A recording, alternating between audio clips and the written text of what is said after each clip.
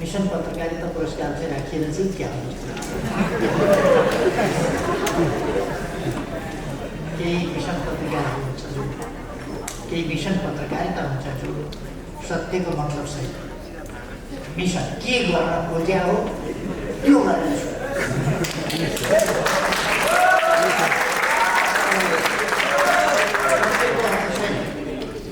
कर्तव्यको मतलब सहित त्यस प्रकारको पत्रकारिताको निकै ठुलो विधि भएको देशलाई सङ्कट परेको छ भने तिनै मान्छेहरूका कारणले परेको छ। के भएको थियो? कहाँ तानाशाही भएको थियो? पुनर्निर्माणका काम भएका थिएनन् कि यस बिचमा? अरू काम भएका थिएनन्? हामीहरूले खानीहरूको अन्वेषण गरेका थिएनौँ कि? खानीहरू स्थापनाका लागि अगाडि बढाएका थिएनौँ कि? शिक्षाका क्षेत्रमा स्वास्थ्यका क्षेत्रमा काम गरेका थिएनौँ कि? यदि कोभिड-19 हुँदा पनि बुझिँदैन त्यता चाहिँ बुझिन्छ।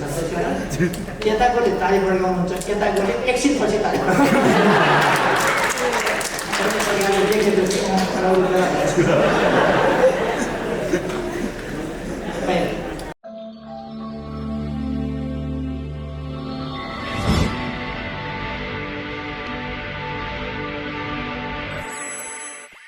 आज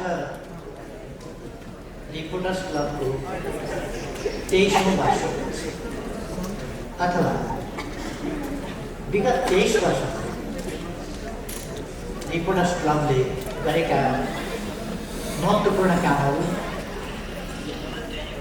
देशको सेवाका निम्ति, जनताको सचेतनताका निम्ति गरेका कामहरू र आफैले आफ्नो प्रगति गरेका, उपलब्धि गरेका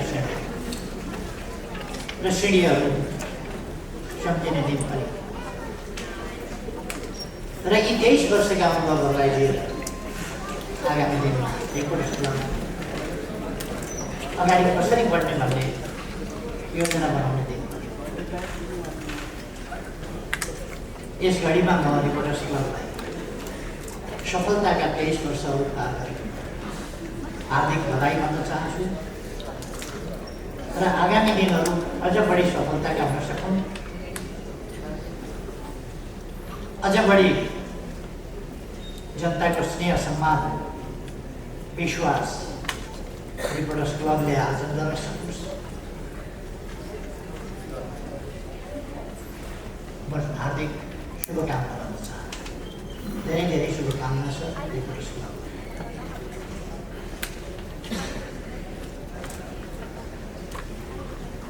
आज पुरस्कृत हुने साथीहरू सबैलाई म हार्दिक बधाई भन्न चाहन्छु। तपाईँहरूको कामको, तपाईँहरूको योगदानको मूल्याङ्कन भएको छ र त्यसप्रति सम्मान गरिएको छ। म खुसी व्यक्त गर्न चाहन्छु र पुरस्कृत साथीहरूलाई आगामी दिनका लागि अझ ठुला सफलताको निम्ति अझ बढी पुरस्कृत हुँदै सम्मानित हुँदै जानुहोस् भन्ने शुभकामना गर्न चाहन्छु। मैले देखेसम्म, बुझेसम्म, अनुभव गरेसम्म रिपोर्टर्स क्लबले मिशन पत्रकारिता भन्दा स्वच्छ पत्रकारिता, निष्पक्ष पत्रकारितामा विश्वास छ। मिशन पत्रकारिता पुरस्कार चाहिँ राखिएर चाहिँ क्या हुन्छ? केही मिशन पत्रिकाहरू हुन्छ जो केही मिशन पत्रकारिता हुन्छ जो सत्यको मतलब सहित मिशन के गर्न खोज्या हो त्यो गरेर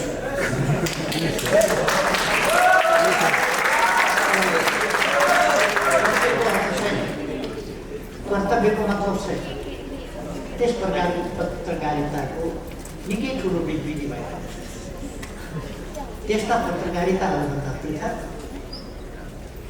साँचो पत्रकारिताको साझा मञ्चको रूपमा रिपोर्टर्स क्लबले आफूलाई उभ्याएको मैले पाएको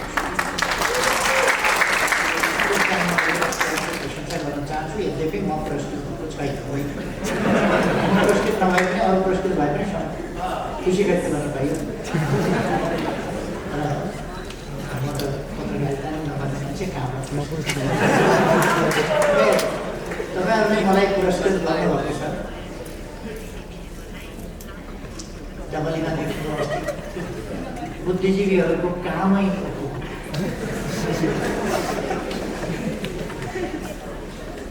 त्यहाँ मोडरेटरको काम देख्नु होला त, बुद्धिजीवी मोडरेटर क्या स्ट्यान्डर्ड थियो। यस्तो जमानामा त्यहाँ बोलेर सुन्नुभयो। मैले त गर्नसम्म गरेकै हो, केपी ओलीलाई मैले अध्यक्षबाट पनि हटाएकै हो, दलको नेताबाट पनि हटाएकै हो, साधारण सदस्यताबाट पनि हटाएकै हो। म एकताको निम्ति गर्नसम्म मैले योगदान गरेकै हो, प्रयास गरेकै हो। केपी ओलीले भन्नु मेरो योगदान तपाईँहरूले बुझ्नुभयो होला। मैले त केपी ओलीलाई त सदस्यबाट पनि हटाएको हो नि, वामपन्थी एकताका लागि मैले त हटाएकै हो। यो भाषण कता ताल्नु अलिकति मैले मेरो नपाएको नि। एकता भन्ने शब्दको अपमान योभन्दा बढी डबलीमा लगेर हुर्मत लिने काम। यता पनि दुःखको कुरो बुझिँदैन, यहाँ बसेर राम्रो बुझिँदैन कुरा, त्यो प्रतिध्वनित भएर आउँछ, त्यता अलिक बुझिन्छ। अघि ऋषि भाइले थुप्रै ताली खानु राम्रै बोल्नु भएछ भन्ने ठानेर मैले पनि घरिघरि पढेँ।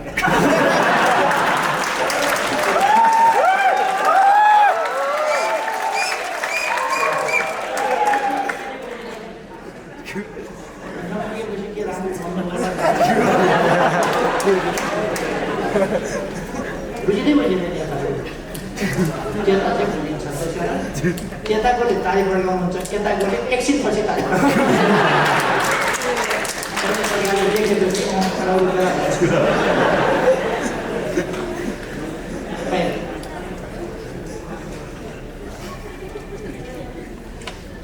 देश सङ्कटमा परेको छ। सङ्कट होला, केपी ओलीलाई पर्या होला, प्रचण्डलाई पर्या होला, माधव नेपाललाई पर्या होला। देशलाई कहाँ सङ्कट पऱ्यो, केमा सङ्कट? तपाईँहरूलाई केमा सङ्कट पऱ्यो भन्नुहोस् त?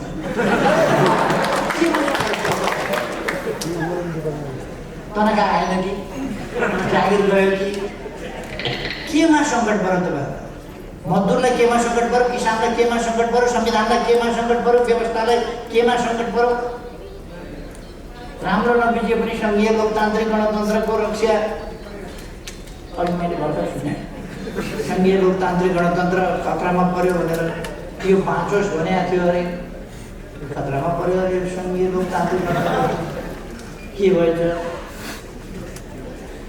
केही बिमारी त सङ्घीय लोकतान्त्रिक गणतन्त्रलाई म देख्दिनँ। कुनैबाट खतरा आएको त देख्दिनँ।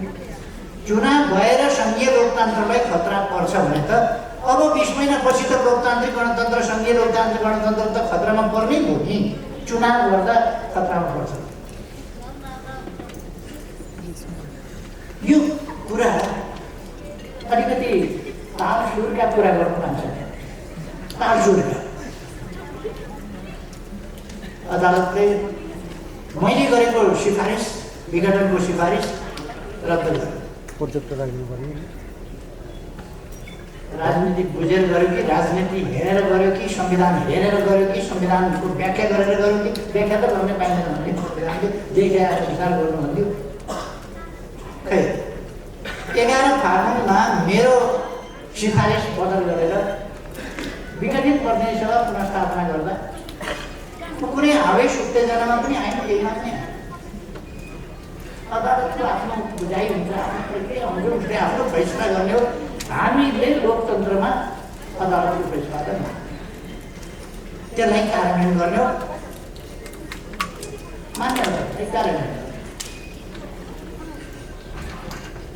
अनि त्यस बेला दम्न परेर फुरफुर भएर अदालतकी जय जय गान गरेर अघिल्लो जात्रा।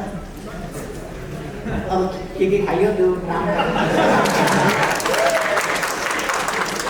फेरि फागुन देश हो, 12 दिनपछि अर्को फैसला। 8 दिनपछि अर्को फैसला आउँदा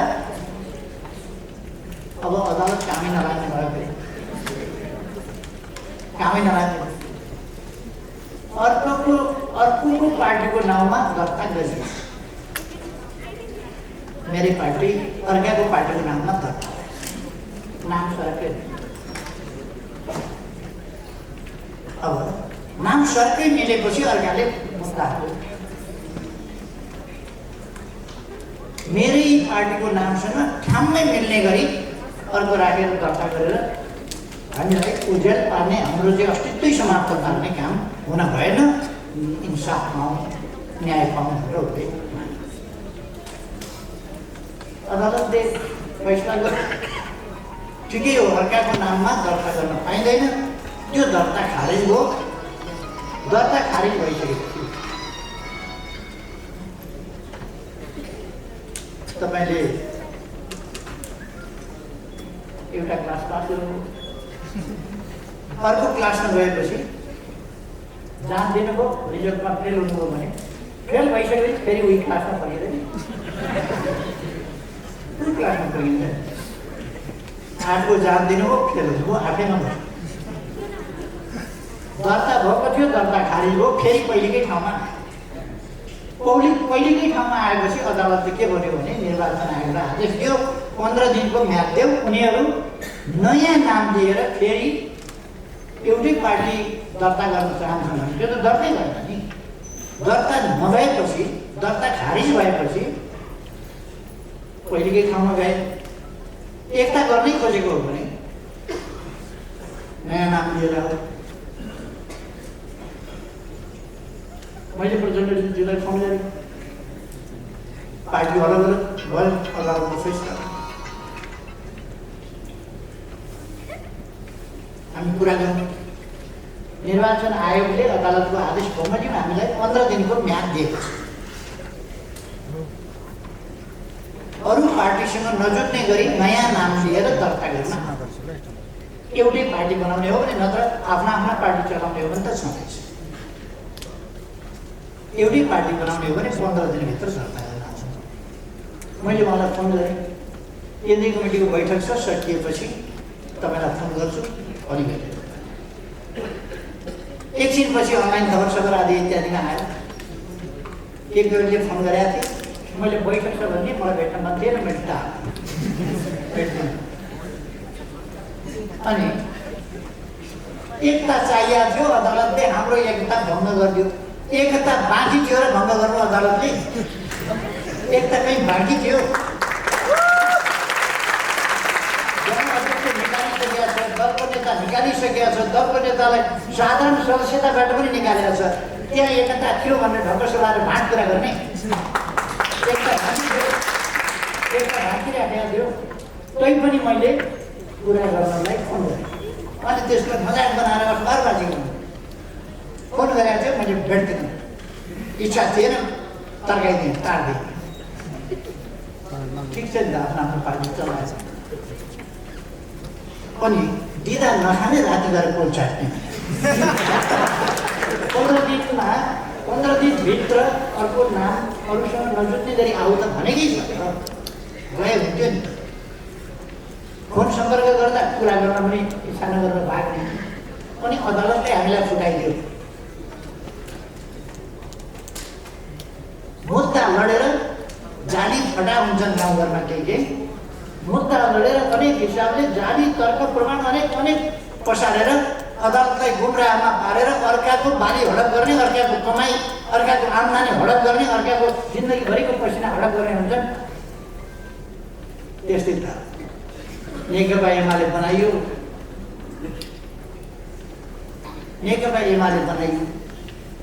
त्यो खोसेर लाग्ने।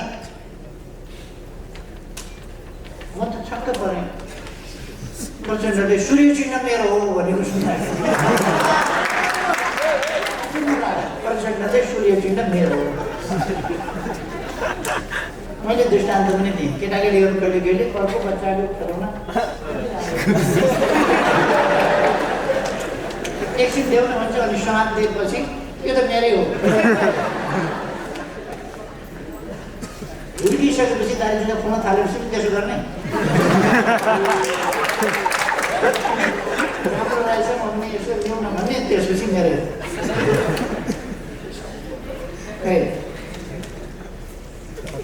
आज पुनरावलोकनका लागि अदालत कुनै मजा गर्ने ठाउँ हो र दर्ता खारिज गरिदियो पार्टी आफ्ना आफ्ना भइसके डबलीमा बोल्ने मान्छेसँग एकता सही कुरा गर्नुपर्छ नि एकता गर्ने भने त्यहाँबाट सिद्ध्याउनै खोजेको सिद्ध्याउनै पर्छ त्यही डबलीमा बोल्ने त्यो हुन्छ नि मैले त्यो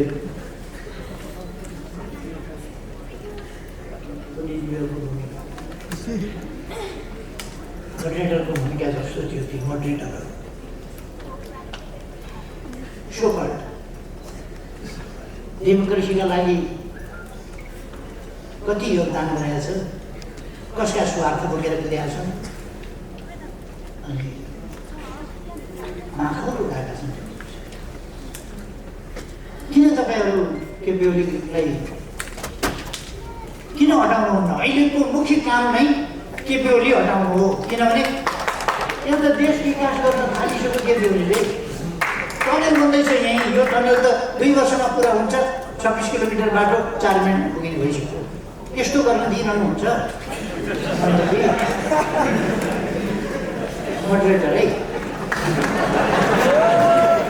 तराईका समस्या पनि समाधान गर्न आँटिसक्यो त्यो गर्न दिनुहुन्छ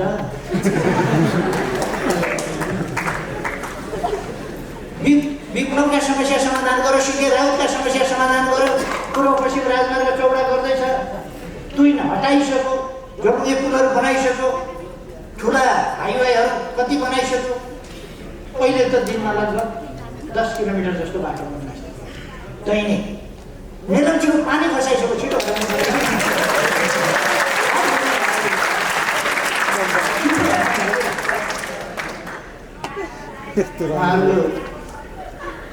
उहाँहरूले पोलिटिक्स होइन देशप्रति अलिकति इमान्दार हुन सिक्नु पर्यो कहाँ पऱ्यो देश सङ्कटमा भर्खर पनि एकजना नेता ल वाक स्वतन्त्रता प्रकाशन स्वतन्त्रता कस्तो वाक स्वतन्त्रता छ ज्याकेटबाट खोत्त फ्याँकिदिनु पाइन्छ कसैले नथुनेको मुख आफै टेप्लाएर थुनेर आएर त्यसपछि मनपरी बोल्न पाइन्छ भन्दै बोल्न पाइन्छ मनपरी बोल्न लेख्न पाइन्छ छाप्न पाइन्छ अनि कहाँनेरि भएन सोध्नु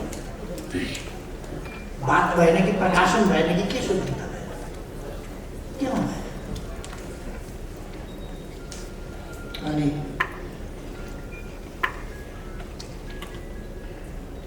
सङ्घीयतामा समस्या के भयो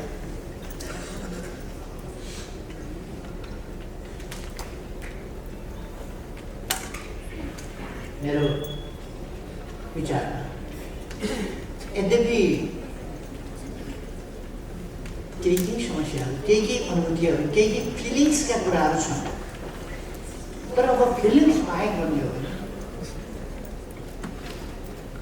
भने कुनै प्रदेशलाई केन्द्रबाट बजेटमा कम बेस गरिएको छैन बरु जहाँनेरि पछाडि परेको छ त्यहाँका लागि प्रोजेक्ट तयार गरिएको छ तराईको सिँचाइको लागि अब प्रदेश नम्बर 2 को सिँचाइका लागि अब 2टा प्रोजेक्ट एउटा सुनकोशी मरिन डाइभर्सन शिलान्यास गरिसक्नु हामीले अब त्यो निर्माण कार्य प्रारम्भ भइसक्यो अब सुनकोशी कमला डाइभर्सन सुरु गर्छौँ र त्यसो गर्दाखेरि अहिलेको आयोजनाले बारा रौतहट सर्लाही महोत्तरी र धनुषा सिँचाइ गर्छ 1,85,000 बिघा सिँचाइ गर्छ र अर्को सुनकोशी कमला डाइभर्सनले 1,70,000 बिघा बिघा जमिन सिँचाइ गर्छ, जुन कुरो हामी अब निकट भविष्यमा गर्दैछौँ। अनि कुनै प्रदेशप्रति भेदभाव होइन। हुलाकी राजमार्ग, सिमानामा बाँधिएका बाँध वा बाटाका नाममा बनाइएका हल्का संरचनाहरूले डुबान जुन गर्थ्यो त्यसलाई खोल्ने प्रबन्ध। अघिल्ला सरकारहरूले त बाँध बाँधेको त ठुलो हेरेका थिए नि त, अहिले त बाँध खोल्ने काम गरिरहेछ। गत वर्षको त्यस्तो डुबानमा पनि तराईमा त्यति डुबान भएन, किनभने धेरै ठाउँमा हामीले खोल्ने भारत सरकार ती खोल्ने कामहरू भएका छन्। र हुलाकी राजमार्ग, त्यो हुलाकी राजमार्ग हामी जन्मिनभन्दा अगाडिको राजमार्ग बाटो, त्यसलाई राजमार्गको रूपमा विकास गर्ने भनेर कुरा चलेको धेरै भएको थियो। अघिल्लोपल्ट प्रधानमन्त्री महोदय 10 अरब रकम छुट्याएर बनाउन सुरु गरेको आफै, अरूको भर नपर्ने आफै बनाउने भनेर पहिले लगभग 95% सिद्धियो भनेर आज मात्रै 11 मैले अखबारमा पढेको थिएँ। लगभग 95% सिद्धिने काम भनेर केही आरक्षणका क्षेत्रहरू, केही यस्ता क्षेत्रहरूमा जहाँ कानुनी प्रावधानहरूको व्यवधान थियो त्यसलाई हटाउनु पर्छ। हामीले थुप्रो विकासका कामहरू गरेका छौँ।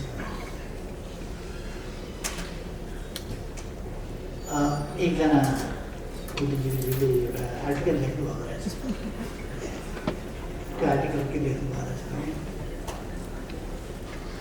फागुन 3 गते केपीओलीले अब के गर्छु भनेन, विगत 3 वर्षमा के गरेँ भनेर इतिहास सुनाएर बसे, पछाडिका कुरा बितेका कुरा गरेर बसे, अब के गर्छु भनेर। मैले अब के गर्छु भन्ने कुरा थुप्रै गरेको छु। एकछिनसम्म जागर चलेछ सुन्नुभएछ, एकछिनपछिदेखि दिक्क लागेछ, टिभी बन्द गरेर सुत्नु भएछ।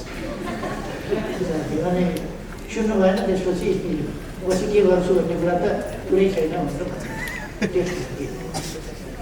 म हाम्रो दाजुभाइ दिदीबहिनीहरूलाई के आग्रह गर्न चाहन्छु भने आज नेपालमा प्रेस स्वतन्त्रता छ, मिडियाको स्वतन्त्रता छ, वाद प्रकाशन स्वतन्त्रता छ, सभ्यता कति, मर्यादा कति, सभ्य समाज कसरी बनाउने हामी हरेकको कर्तव्य हो त्यो बनाउने। त्यो कसरी हामीले त्यसको पालना गर्ने हामी हरेकको कर्तव्य हो। हामी हरेक सचेत अनपढ गाउँको पछाडि परेको दुर्गम ठाउँको कसैले पढ्न नजानेको लेख्न नजानेको वा सभ्यता नदेखेको मान्छे मिडियामा काम गरिरहेको छ, नेता भइरहेको छ। त्यो त टाठोबाटै गरेर मिडियामा होला, टाठोबाटै गरेर नेता भएको होला, राजनीतिक कार्यकर्ता होला। त्यस्ता टाठाबाठाहरूले आफ्नो सामाजिक मर्यादा सभ्यता जस्ता कुराहरू कायम राख्ने कर्तव्य हुन्छ। हाम्रो गौरवपूर्ण सभ्यताको परम्परा, शिष्टताको परम्परा, मर्यादाको परम्परा, हाम्रो त पितृदेव भयो, गुरुदेव भयो आदि। हामी आफूभन्दा ठुलाहरूलाई सम्मान गर्ने, सानाहरूलाई स्नेह गर्ने, त्यो हाम्रो सभ्यता। त्यसमा कति हामी अरूका नकल गर्दैछौँ, कति नकलभन्दा बढी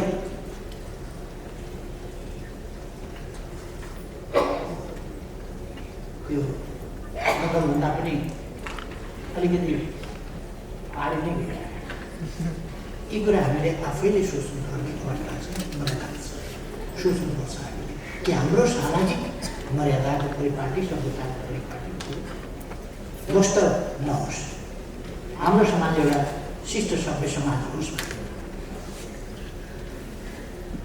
कुनै विदेशीले पनि हाम्रा कुराहरू पढ्दाखेरि आश्चर्यचकित भएर नेपालको एउटा कल्चरल स्ट्यान्डर्डप्रति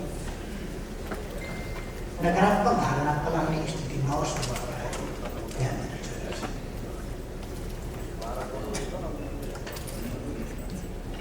नेपालको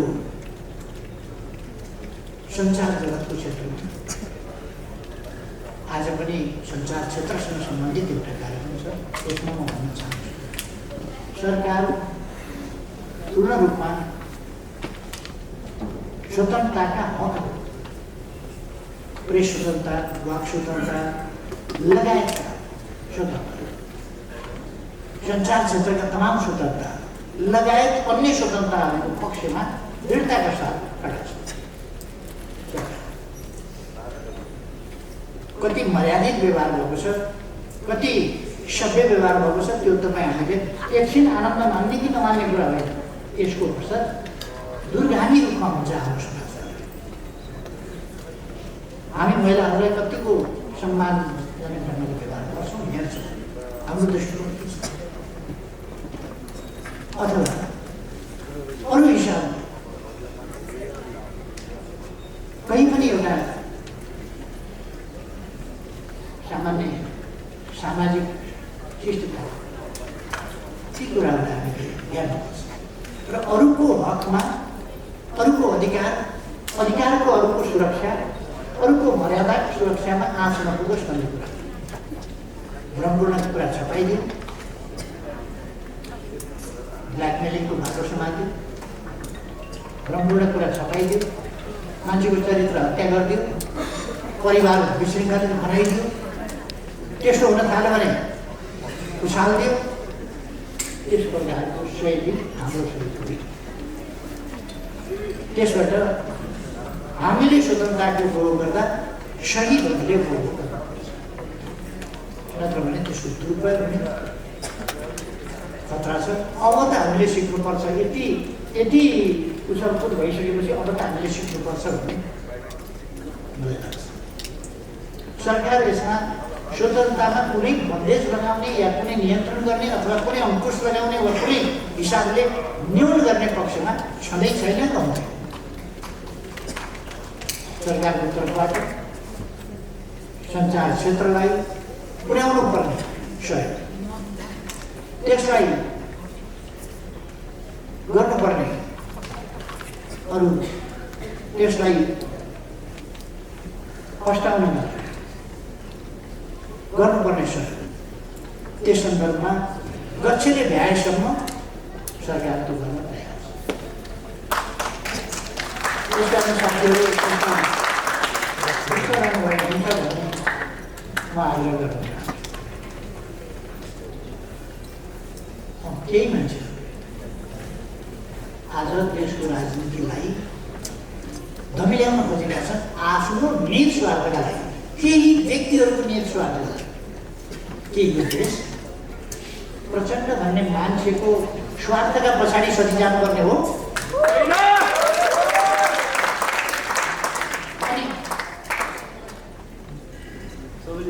एउटा मान्छेहरूले भन्ने गरेका छन्, लेख्दै गरेका छन्, आधा आधा भनेको थियो, खोइ आधा आधा। अनि त्यो आधा आधा भन्ने कागज बिचैमा प्रचण्डले च्यापेर कार्यकारी चाहियो भनेर कार्यकारी लेखाएर 5 वर्षै तपाईँ गर्नुहोस् भनेर अर्को कागज गरे होइन। त्यो पहिलो कागज च्यात्या होइन एउटा।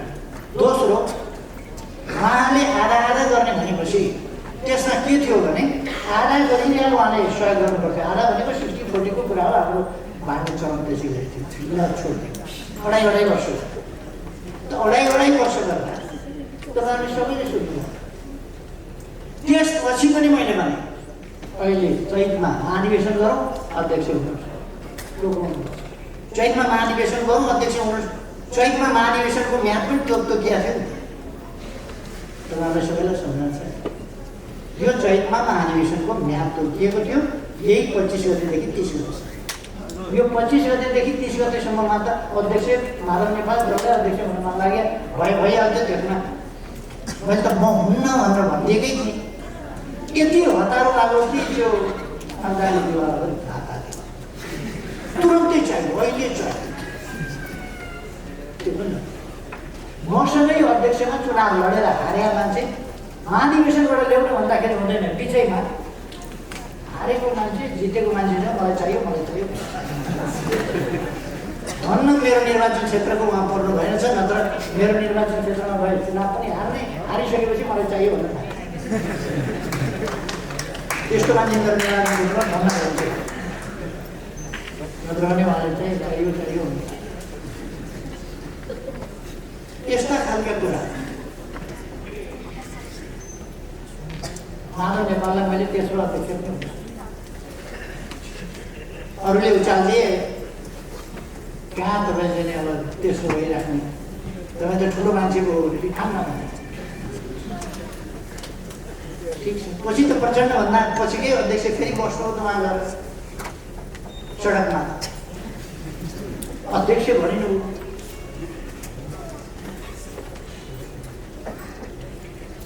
म सानो हुनुभन्दा अगाडि बडो चल्छु। म सानो हुनुभन्दा अलिक अगाडि केटाकेटीहरू बिहे गरिन्छ। जुला त्यो बुझाइरहन्थ्यो, कोही बाजा बजाउने, कोही घोष लगाउने, यस्तो बिहे गरी खेल्ने भन्ने एउटा खेल हुन्थ्यो। कि मेरो पालोमा अलिक भएन, मभन्दा अलिक अगाडिसम्म चाहिँ यो खेल चल्थ्यो। आमासँग केटाकेटीहरू खेल्थे, बिहे गरी खेल्थे, दुला हुन्थ्यो, दुलाइ हुन्थ्यो, खेल सिद्धिएपछि सिद्धियो। यहाँ त प्रधानमन्त्री पनि भइहाल्यो, अध्यक्ष पनि भइहाल्यो, के भयो, 10 जनालाई पार्टीबाट निकाले, सडकबाटै पार्टीबाट 10 जनालाई निकाले, उपनेता पनि निकाले, अनेक निकाले, महासचिवलाई पनि निकालिदिए, अर्कोलाई पनि निकाल्यो, हो सडकबाट, सडकको घाम।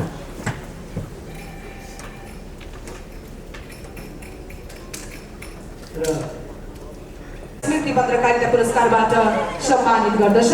यहाँलाई धेरै धेरै बधाई छ। एकपटक जोरदार तालीले सम्मान गर्नुहोस्।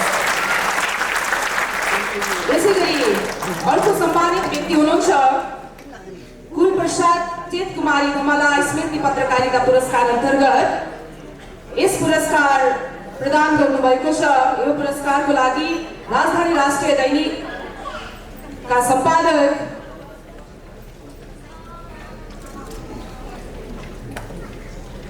तपाईं श्री सागर पण्डितज्यूलाई यो सम्मानको लागि अगाडिपट्टि आमन्त्रण गर्दछौँ।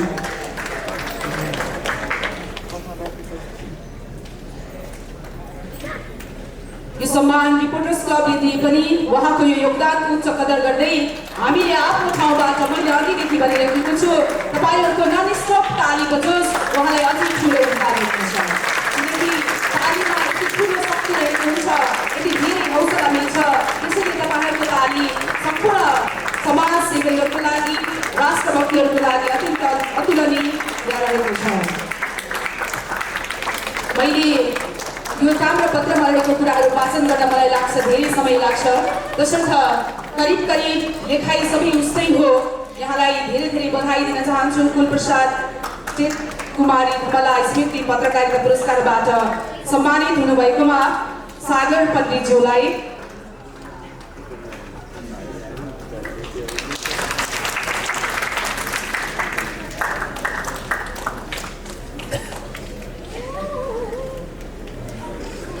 यसैगरी अर्को सम्मानित व्यक्तित्व हुनुहुन्छ तारिणी प्रसाद कोइराला स्मृति पत्रकारिता पुरस्कारबाट सम्मानित 2 वरिष्ठ पत्रकारहरू संयुक्त रूपमा सम्मान गर्ने निर्णय रिपोर्टर्स क्लबले गरेको छ। तसर्थ म यो सम्मान लिनको लागि अगाडिपट्टि आमन्त्रण गर्दछु रेडियो नेपालका अत्यन्तै लोकप्रिय व्यक्तित्व, हामी सबैका सर्वप्रिय व्यक्तित्व डाक्टर नवराज लम्सालज्यू, वरिष्ठ पत्रकार, वरिष्ठ साहित्यकार पनि हुनुहुन्छ। त्यसैगरी अर्को व्यक्तित्व हुनुहुन्छ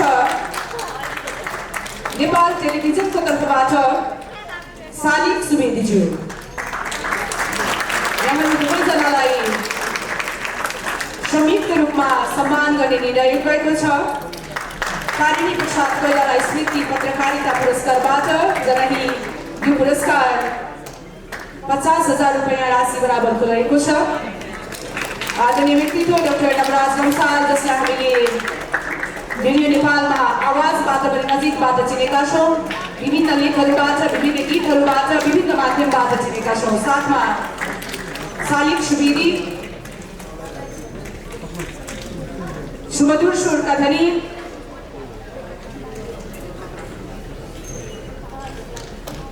नेपाल टेलिभिजनका प्रमुख समाचार सम्पादक हुनुहुन्छ। नेपालको पत्रकारिता क्षेत्रमा तपाईँ 3 दशक यता निरन्तर सक्रिय हुनुहुन्छ। आवाजको दुनियाँमा तपाईँको विशिष्ट परिचय छ।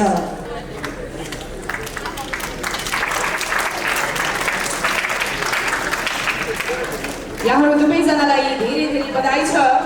नेपाल टेलिभिजनका प्रमुख समाचार सम्पादक सालिक सुवेदीज्यू, त्यसै गरी समाचार महाशाखा प्रमुख रेडियो नेपालका डाक्टर नवराज लम्सालज्यू।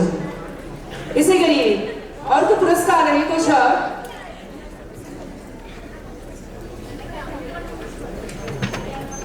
ईश्वरी प्रसाद वाग्लेज्यू, ताजा खबर साप्ताहिकका सम्पादक हुनुहुन्छ। यहाँलाई यो सम्मानको लागि हामी अगाडिपट्टि आमन्त्रण गर्दछौँ, जसलाई कृष्णसेन इच्छुकको नामबाट स्थापित करिब 25,000 रुपैयाँ राशिको कृष्णसेन इच्छुक स्मृति पत्रकारिता पुरस्कारबाट यो वर्ष वरिष्ठ पत्रकार ईश्वरी प्रसाद वाग्लेज्यूलाई सम्मान गर्ने कार्यक्रम रहेको छ।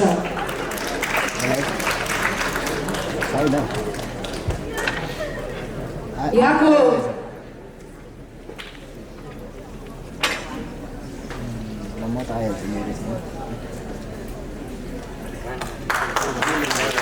ईश्वरी प्रसाद वाग्लेज्यूको सम्मान लिने हुनुहुन्छ। जोरदार ताली बजाएर सम्मान व्यक्त गरिदिनु होला। त्यसै गरी अर्को सम्मान रहेको छ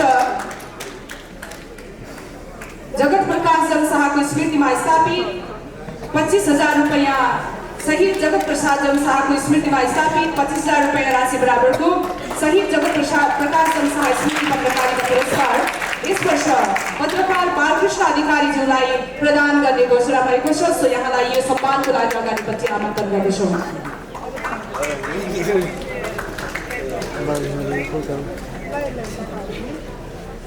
श्री बालकृष्ण अधिकारीज्यू नागरिक दैनिकका ब्युरो चिफ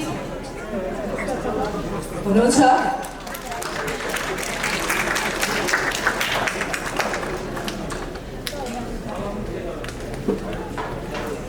माफ गर्नुहोला, मैले यहाँको ताम्रपत्रमा लेखेको कुरा पढ्न असमर्थ भएँ। मैले सुरुको पत्र पढेको थिएँ, त्यस्तै खालको सबैमा त्यही भाषा नै प्रयोग भएको छ, त्यही शब्दहरू नै रहेको छ। यसै गरी अर्को सम्मान रहेको छ स्वर्गीय पत्रकार उमा सिंहको स्मृतिमा स्थापित 25,000 रुपैयाँ राशिको उमा सिंह स्मृति पत्रकारिता पुरस्कार। यसबाट पत्रकार बिनु सुवेदीज्यू सम्मानित हुँदै हुनुहुन्छ। बिनु सुवेदीज्यूलाई यो सम्मानको लागि अगाडिपट्टि आमन्त्रण गर्दछौँ। वरिष्ठ उपसम्पादक कान्तिपुर दैनिकका हुनुहुन्छ बिनु सुवेदीज्यू।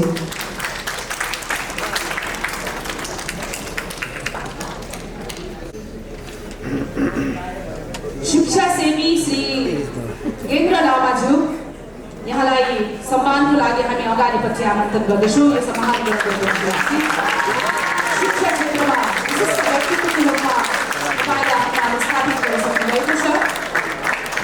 बनास रोड कलेजको अध्यक्ष सहितै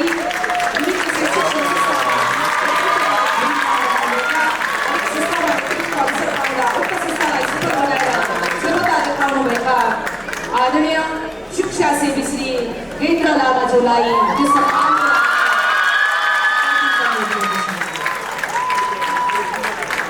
जसले समाजमा केही गर्नुहुन्छ, उहाँहरू समाजको लागि सम्मानित व्यक्तित्व बन्नुहुन्छ।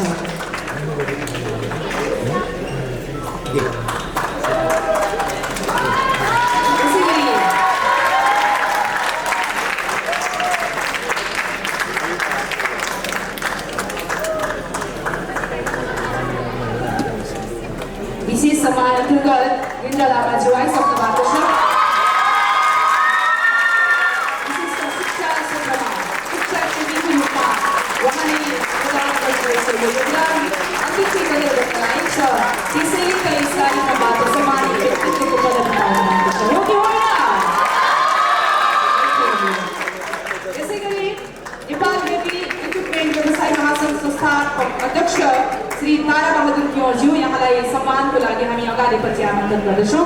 तारा बहादुर कुँवरज्यू नेपाल हेभी इक्विपमेन्ट व्यवसाय महासङ्घका संस्थापक अध्यक्ष हुनुहुन्छ।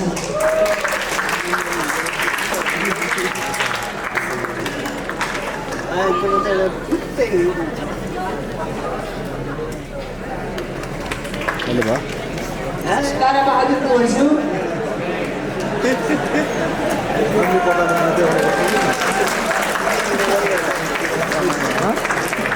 त्यसै गरी समाजसेवी श्री ढाकाराम पिएमज्यू यहाँलाई हामी सम्मानको लागि अगाडि प्रति आमन्त्रण गर्दछौँ। तपाईँले सामाजिक क्षेत्रमा क्रियाशील रहेर विगत 2 दशक लामो समयदेखि स्वास्थ्य र समुदायको विकासमा पुर्याउनु भएको योगदानको उच्च मूल्याङ्कन गर्दै रिपोर्टर्स क्लब तपाईँलाई सम्मान व्यक्त गर्दछौँ। यस्तै गरी वरिष्ठ फिटनेस ट्रेनर श्री प्रकाश केसीज्यू यहाँलाई सम्मानको लागि अगाडि प्रति आमन्त्रण गर्दछौँ। वरिष्ठ फिटनेस ट्रेनर नेपालका मोस्ट अफ द सेलिब्रिटीहरूलाई स्लिम ट्रिम बनाउनको लागि उहाँको महत्त्वपूर्ण योगदान छ। Am I right?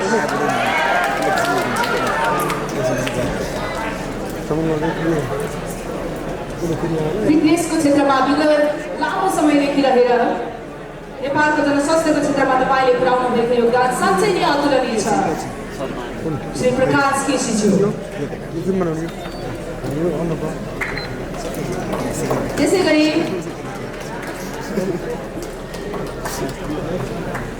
अब यस पछाडिको कार्यक्रम यस रिपोर्टर्स क्लब नेपालले आफ्नो वार्षिक उत्सवको अवसरमा देशको समसामयिक अवस्था गतिविधिलाई समेटेर तयार पारेको स्मारिका विमोचनको कार्यक्रम भएको छ। सो म प्रमुख अतिथिज्यू लगायत सम्पूर्ण अतिथिहरूलाई अझै एकैछिन समय लिन चाहन्छु। यहाँहरूको विविध गतिविधिलाई समेटेर तयार पारेको स्मारिकाको विमोचनको कार्यक्रम भएको छ। विमोचनको लागि म यस कार्यक्रममा रहनुभएका सम्माननीय प्रधानमन्त्री केपी शर्मा ओली जो लगायत विशिष्ट अतिथि अन्य अतिथिज्यूलाई हार्दिक आग्रह गर्दछु यो स्मारिका विमोचनको लागि।